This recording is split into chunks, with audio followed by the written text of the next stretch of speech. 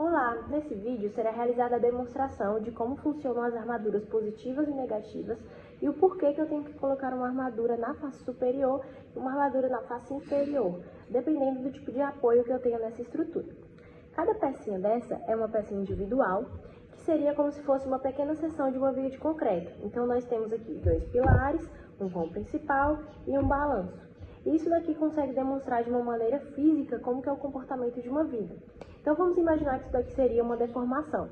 Lógico que em uma escala muito maior do que uma deformação real, mas a gente consegue ver exatamente o comportamento de uma estrutura de concreto armado. Então nós temos aqui um vão principal, que está entre 2 apoios, nesse caso os 2 pilares, e sempre quando eu tenho uma viga armada como estrutura convencional, conhecida como uma armadura passiva, nós temos aberturas de fissuras na face inferior do elemento de concreto. Porque quando eu aplico uma carga, as fibras da face inferior elas vão ser tracionadas.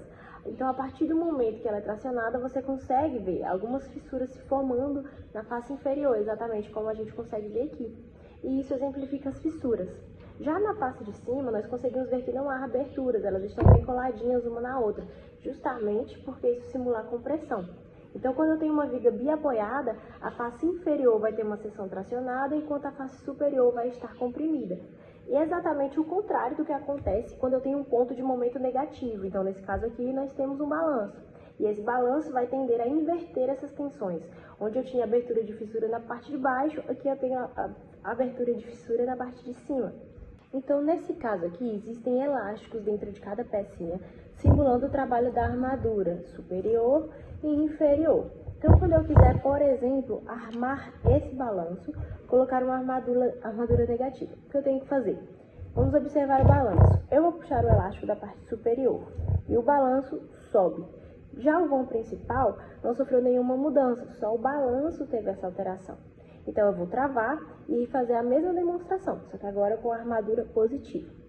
Então, se eu quisesse agora armar o vão principal, eu teria que puxar o elástico que está na face inferior da seção de concreto. Se eu puxo o elástico da face inferior, antes nós tínhamos uma deformação acentuada, agora a nossa viga está reta e o nosso balanço também.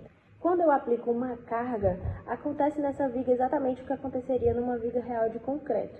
Ela se deforma, abre fissuras aqui embaixo na parte inferior. Isso significa que a minha armadura está trabalhando. Quando eu tiro o carregamento, ela tende a voltar ao normal. A mesma coisa acontece com o balanço. Antes nós tínhamos várias aberturas aqui na parte superior, agora nós temos poucas aberturas de fissuras. E quando eu aplico uma carga, a minha armadura negativa vai trabalhar. Claramente, as deformações reais no concreto são em uma escala muito maior, com deformações muito menores.